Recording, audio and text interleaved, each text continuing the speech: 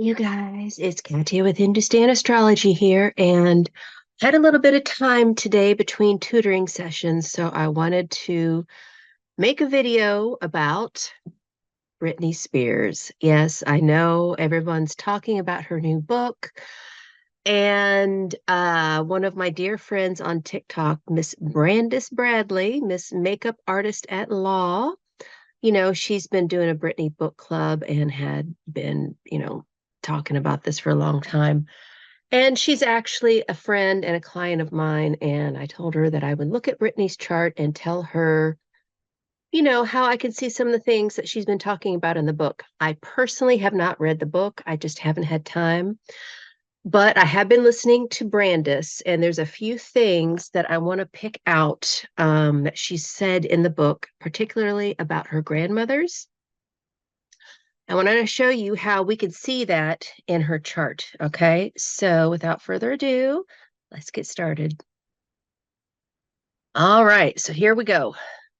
Here is Miss Brittany Spears' chart.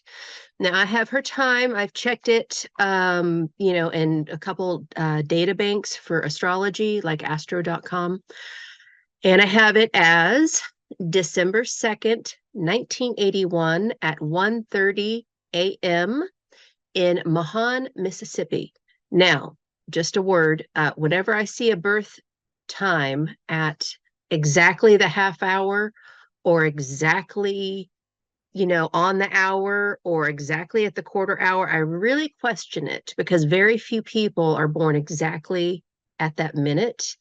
And the reason why that's important is because if we don't have the time accurate, we can't use the other 59 divisional charts because there's 60 charts that we can use, right?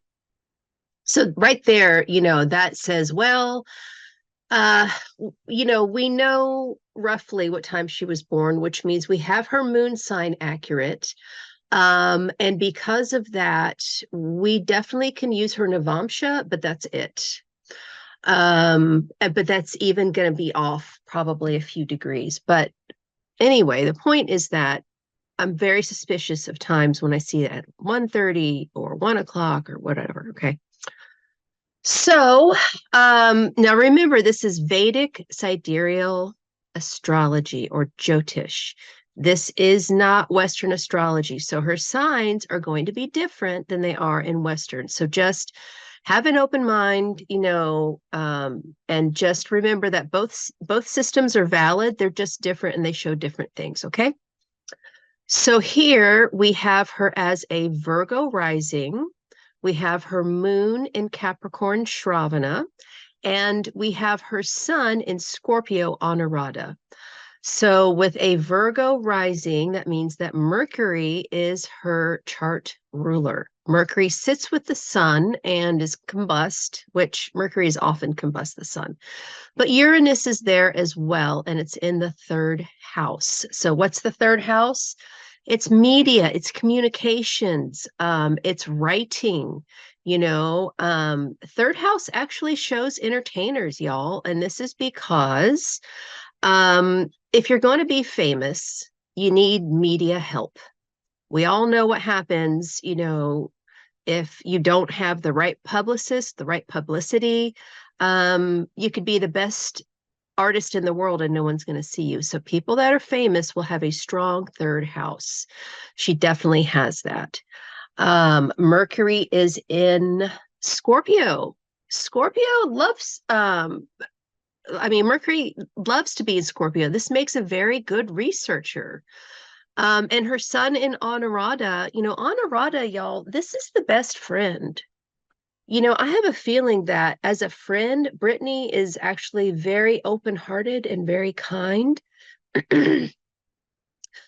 Anurada people, they have been through hell and back. And so this is why they have so much empathy for others and why they are so devoted to their friends because they know what it feels like to have the world against you. And it's a beautiful quality. I love that. And I don't obviously know her personally, but I can imagine seeing what I've seen because what she's been through, that she's probably a very loyal friend. and moon in Shravana. Shravana is the most spiritual. Oh, this is a little speech. Shravana is the most spiritual of all of the nakshatras.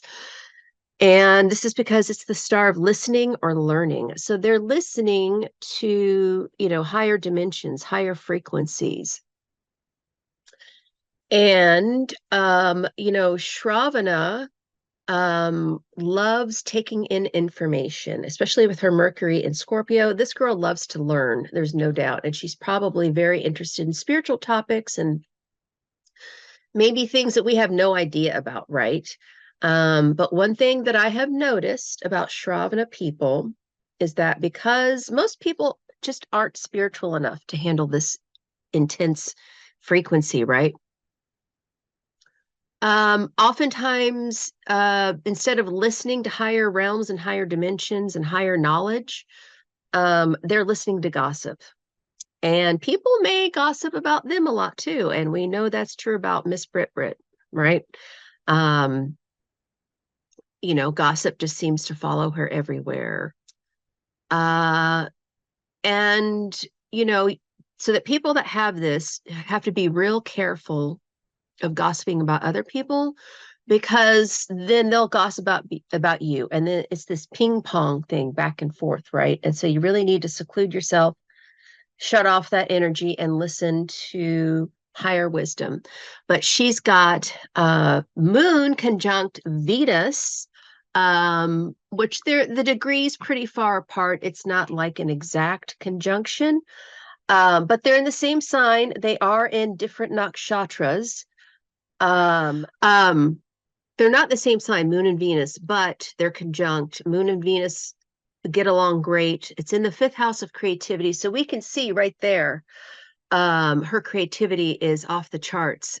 Now, her two Raj Yoga planets are Saturn and Venus. What does that mean? Saturn rules the fifth and Venus rules the ninth. So those planets are very strong. Her Saturn's on her ascendant, and this shows that probably conditions around her birth might have been difficult as well.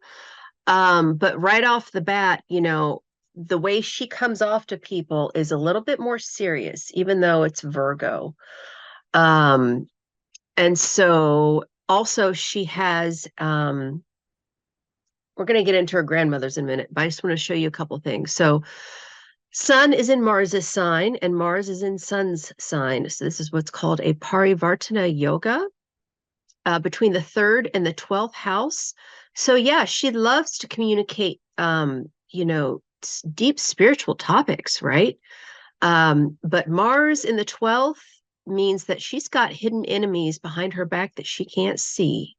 And they're probably pretending to be her friends, right? Because Sun and Anurata, the best friend, right? I think this is a big problem for her. Obviously, in her last marriage, that, he was lying to her. Seventh house, right, which is marriage. Let's talk about that. The ruler is Jupiter. Jupiter falls into the second house with Pluto. And this is also her Brigu Bindu point. So what does that mean? Second house is the house of money. Having Pluto and Jupiter there tells me that she's got big money, right? Because Pluto is like big business. Jupiter expands things. It is the planet of money, or what money can buy, right? It's the traditional planet of that. Yeah, all her partners are after her money. I'm gonna say that from this placement. And speaking of Jupiter, that is the planetary cycle that she's in right now. So if you look over here on the side where it says Vimshotri, these are her planetary cycles. So she is in Jupiter Rahu. I'm sorry, she's in Jupiter Mars. She'll be in Jupiter Rahu as of December 6th, which is coming up very soon. So that is actually going to be a big shift for her. Let's take a look at the big, this is your life. This is Brittany's life. So she's in Jupiter. Okay, so she's getting ready to enter the last subcycle which is called the Bhukti or the Antardasha of her Jupiter cycle, which she started in 2010. Now, I don't know the patterns of her life, you know, um, you know, that well. I don't know what was going on in 2010, but I know that she had that conservatorship at that point still. And Jupiter is the spouse for women. So here she's trying to resolve her relationships, and this conservatorship is holding her back, which she got rid of. What year was it? I want to say Jupiter Venus, maybe 2018, something like that, which would make sense, right? Because Venus is love and partnerships. But everything fell apart probably towards the end of Jupiter Moon, and then obviously Jupiter Mars being in that 12th house, enemies from behind she can't see, Jupiter in the second house of money. Whew. Yeah, tough times. Now Jupiter Rahu, her Rahu is in her 10th house of career. Yay.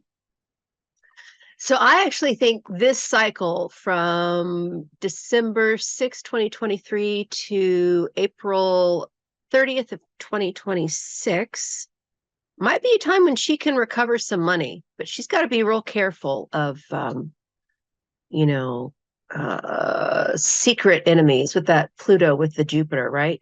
But then she starts Saturn in 2026. Now, Saturn is about work. It's about karma. It goes all the way till she's 63. When she, in 2045, she's going to be in Saturn, and Saturn is on her ascendant right here. So isn't that interesting? I feel like this, next 3 years is going to be a time for her to regain some money in her career. She's got to be careful of hidden things that she can't see, hidden agendas going on. But when she enters Saturn, I feel like this is actually going to be a good time for her because so it's bringing it to her. But she's got to be careful of health issues, right? Because the 6th house is ruled by Saturn. So she could have some health issues come up in 3 years if she's not careful. But she also, with all of these spiritual indicators in her chart, she definitely could be into alternative modes of healing, getting into things that are helping her to release her trauma. So I feel good about that for her. One thing that's very interesting I noticed, and Brandis has this too, it is called a Kala Sarpa Yoga. That means that all the planets are between Rahu and Ketu. So she does not have this, right? Because of Moon and Venus being beyond Ketu. However, whenever I see the outliers like this is actually one of the configurations for a Kalasarpa, when everything is between Rahu and Ketu except for a couple planets that are close by. It's almost like those things are out of your reach in a way. But also those things might be helping you and saving you. And definitely her creativity has been a big release for her. She's just incredibly talented. And that is seen by that configuration, right? These two are sticking out. Now, right off the bat, we know that, we talked about both of her grandmothers in the Britney book club having difficulties. And so right now we're going to look at her 4th house, and she's got K2 and Neptune there. So what is the 4th house? It's the house of the mother. It's the house of happiness, actually. And Neptune can be delusional. K2 can take things away.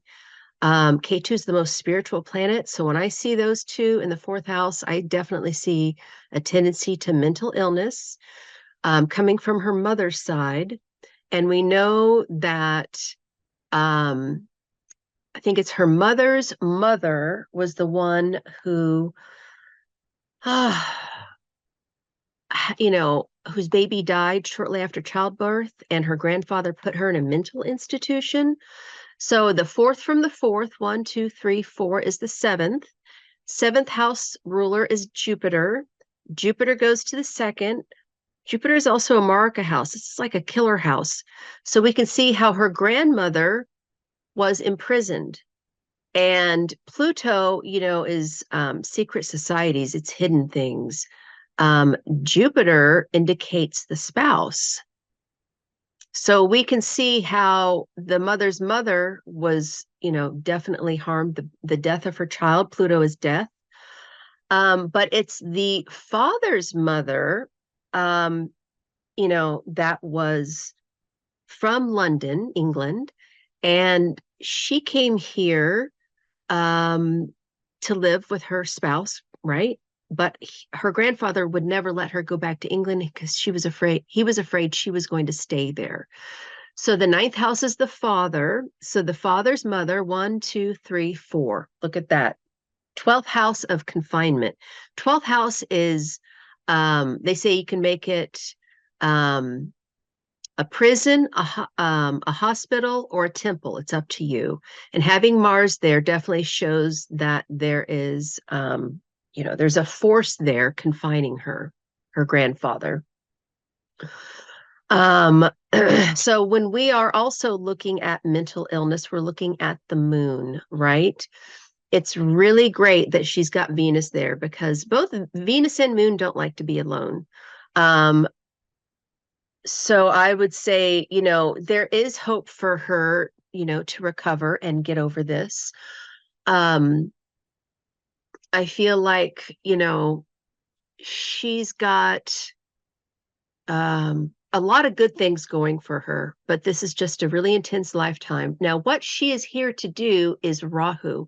Rahu is in Gemini, and that's ruled by Mercury. We talked about Mercury down here in the third house, very intelligent. But Rahu is in Punarvasu, and this is Aditi. She's like the sun goddess, and Punarvasu is the return of the light, and especially on the Gemini side, because Punarvasu also goes into the Cancer side. But on the Gemini side, it's definitely about her mind, about her mental health. So she's got a lot of good things going for her. I just feel like, this is the first half of her life, right? So she was born in 81. So she's going to be hitting her Navamsha soon. So let's take a look at that. Okay, so she's definitely here to get over these mental health, bring these issues forward because of the generational trauma. That is definitely a part of her Dharma. And because Rahu is ruled by Mercury, and Mercury's, in Scorpio with Sun, she's here to communicate. She's here to write that book. That book is going to change everything for her. Now, opposite that, obviously, is K2. And what is K2? K2 is our past lives. It's our ancestors. It's the wound, right? It's what we're already good at, but we're not here to do this time. It doesn't mean that we've mastered it. It just means that, it's familiar territory. And so having K2 and Neptune in the fourth house tells me that her mother's side is where she gets her creativity from, that she's incredibly tied emotionally as well to all of that trauma on that side. So, and this is why I'm making this video is so that, to bring some light to the situation and to bring light to Britney as well. I never will do a video about a celebrity that's living that would be negative. The only reason I do these things is to help. And so, she's got this pattern in her mother's family of mental illness caused by, all of these negative things, these issues of, women's rights, right? Confinement and throwing them into the mental hospital just because, they're having a difficult time getting over a traumatic event. I think you can agree that losing a child is traumatic for any mother, but to throw her into a mental hospital on top of that, that's terrible. But nobody was taught to deal with these issues, you guys. This is what I want to drive home to you is that um, Brittany's Dharma in this life is to bring these issues to light, okay, so that mental health can be addressed in a kind and compassionate way. And also, something I've noticed with people, that are really famous celebrities and really sexy and all of that, chances are in their last lifetime, they were probably a very spiritual person. They were probably very, confined and alone and lived an ascetic lifestyle. And so in this lifetime, they want to feel what it's like to enjoy material life. And definitely Brittany's done that, right? Um, but she's an incredibly spiritual person. And I really, really hope that the second half of life is going to look better, right? Okay, now I want to take a look at the transits and see how it's affecting Brittany. So the transits are where the planets are right now and how they're interacting with her chart. So, Saturn, excuse me, Saturn is in Aquarius right now.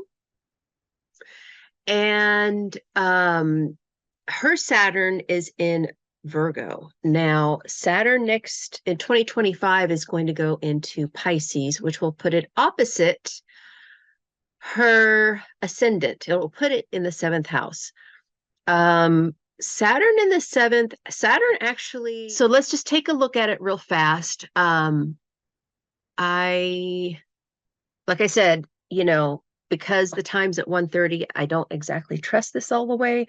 But let's take a look at it because we do know that it's close, right? It's just probably a couple minutes off. So we probably can use this Navamsha. So here her ascendant goes to Pisces. So think of this as the second half of her life from 45 on. It's what's called the fruit of the tree, and it's also called the chart of the spouse, because as you grow older, you start to become looking and acting and sounding like your spouse. You've noticed that, I'm sure, with your grandparents, right? So this is why we can read the Navamsha chart for the individual for the second half of life. So this is the spiritual growth, and having her ascendant go from Virgo into Pisces tells me, yeah, she's definitely on a spiritual path. Moon goes to Ardra with Rahu. Now, Ardra is the teardrop, right? And we know she's had to deal with a lot of tragedies. And with Rahu, somebody that has Moon and Rahu together, they're probably famous, and it's in her fourth house. Fourth house is our home. It's our mother. It's real estate. She probably is hopefully going to do well with real estate in the second half of her life. But look what's opposite. Mars, K2, Jupiter in the 10th house. That's her career, right?